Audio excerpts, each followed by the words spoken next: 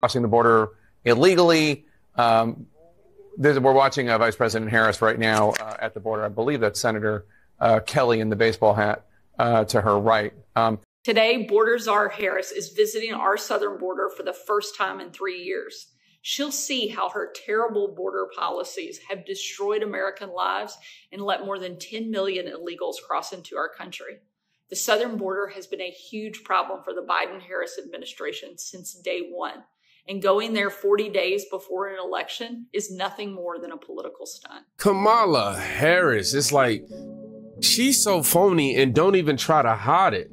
This is the only time you decide you want to go to the border during the election cycle, like right before.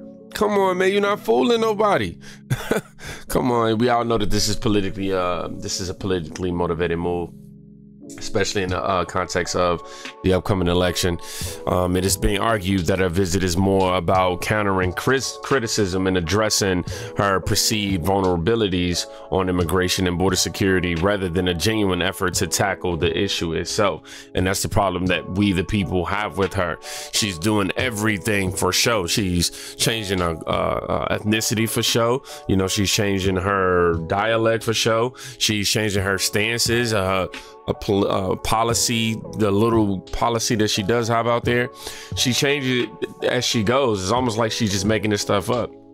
And yeah, man, it's just incredibly disheartening knowing that we have so many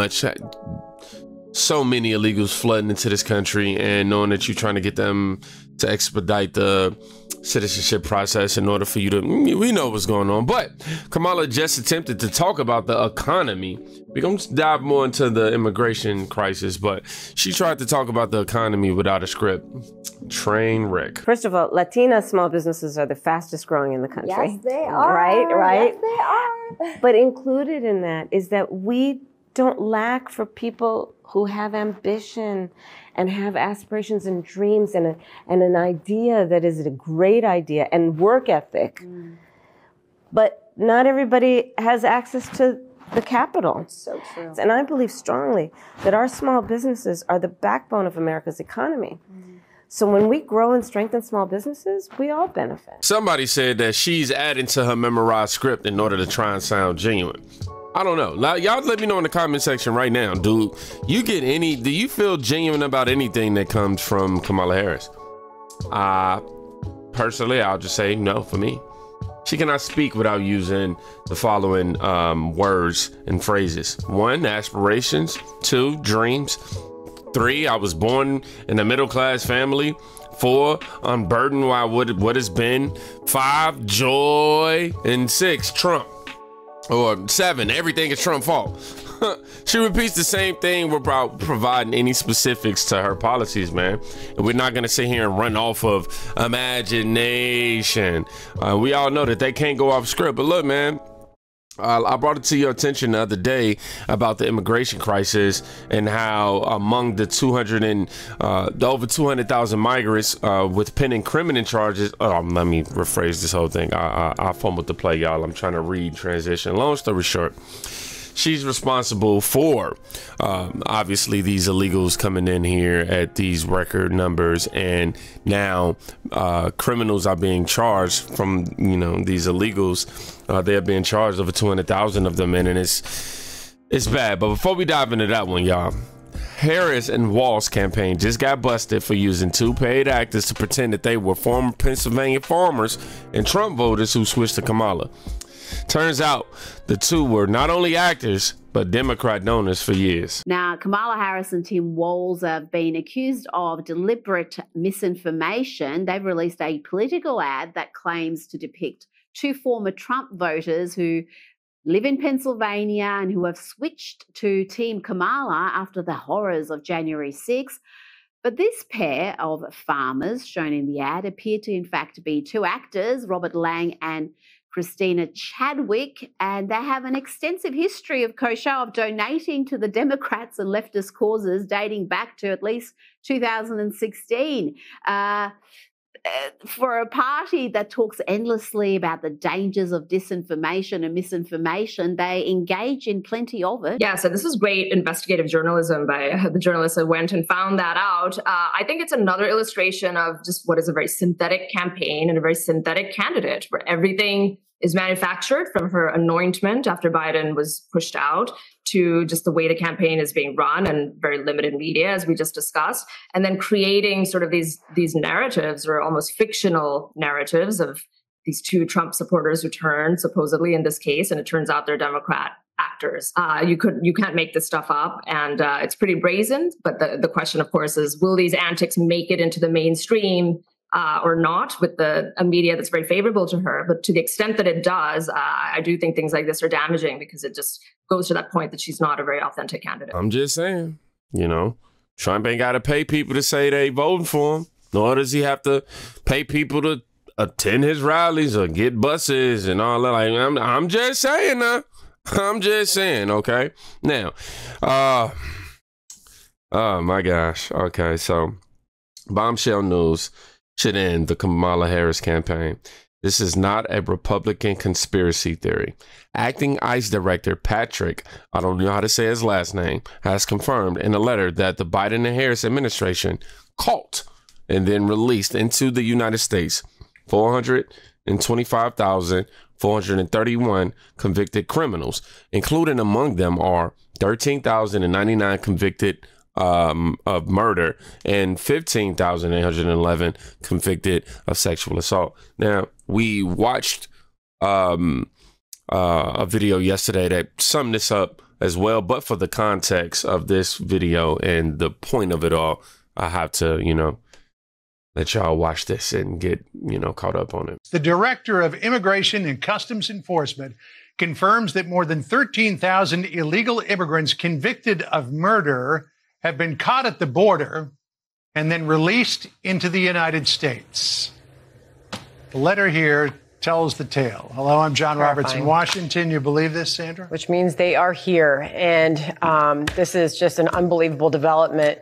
I'm Sandra Smith in New York. Good to be with you, John. This is America Reports. Let's get right to Bill Melugin. He's got this news for us. He's live out of Douglas, Arizona right now, where Vice President Kamala Harris is set to visit later this afternoon. Bill, the details of this news, what do you have? Yeah, and Sandra, bear with me. We just got these numbers moments ago, but it's a jaw dropper, to say the least. So to set the stage here, let me just explain what these numbers mean. ICE has something called a non-detained docket. Essentially what that is it means migrants who were encountered by DHS but are no longer in federal custody. So who's on this non-detained docket? It's illegal immigrants who were caught and released at the border, released with the court date years away. They're in immigration proceedings, combined with illegal immigrants who have already been ordered deported from the country by a judge but are still here roaming the country. So keep that in mind, this non-detained docket. According to a letter that the acting director of ICE just sent to Texas Congressman Tony Gonzalez, on ICE's non-detained docket, they're currently tracking 425,000 non-citizens who have been convicted of a crime. Of that number, over 13,000 non-citizens have convictions for homicide and are on the non-detained docket, meaning they're roaming the country right now. On top of that, there are another 15,811 non-citizens convicted of sexual assault who are roaming the country right now on ICE's non-detained docket. It doesn't stop there. Those are convictions. The ICE director also says there are currently just under 1,900 non-citizens on the non-detained docket who have pending homicide charges who are roaming the country, and another 4,250 non-citizens who have pending sexual assault charges who are roaming the country on the non-detained docket. So people's eyes might be glazing over right now with all the numbers we just threw at you. Just to put it in a nutshell right here, what we've learned from the acting ICE director via this letter to Congressman Tony Gonzalez is right now there are over 13,000 illegal aliens convicted of homicide who are roaming the United States right now. There are another 15,811 illegal aliens roaming the country right now who have been convicted of sexual assault. And there are even more who are facing charges for homicide and charges for sexual assault. So this just goes to show, guys, the non-detained docket has exploded under the Biden administration to over, I believe it's 7.3 million.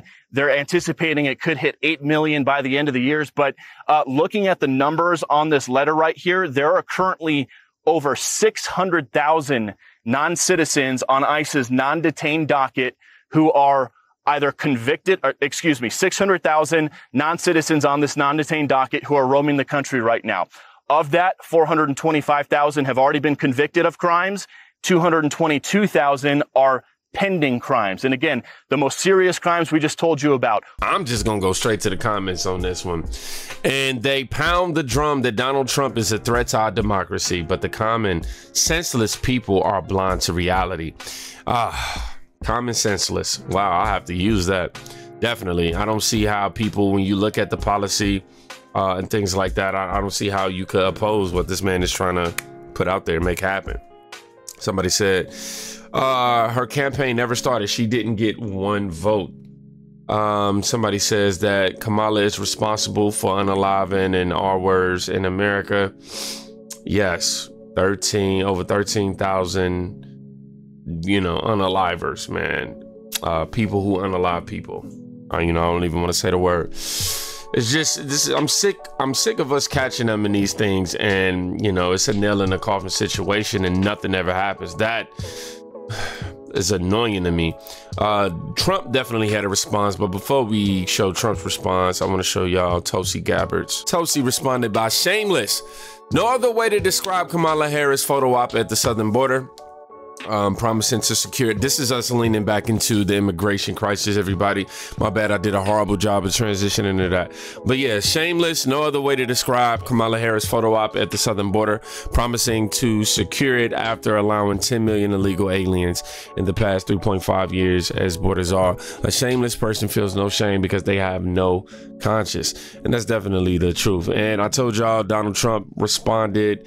Let's go ahead and, if I can find his response, let's go ahead and pull it up.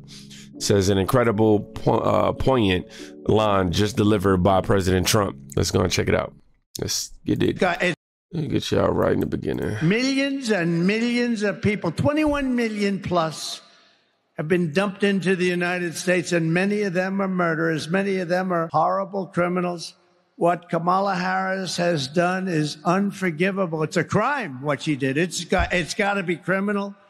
There's no greater act of disloyalty than to extinguish the sovereignty of your own nation, and that's what she's done. She's ruined our nation. She's ruined our nation. The world we live in, man, this is scary. I'm gonna read it exactly how somebody put it. We currently have millions of people voting or planning to vote for a woman that has committed treason upon our country, all because the television told them to do so. Pathetic.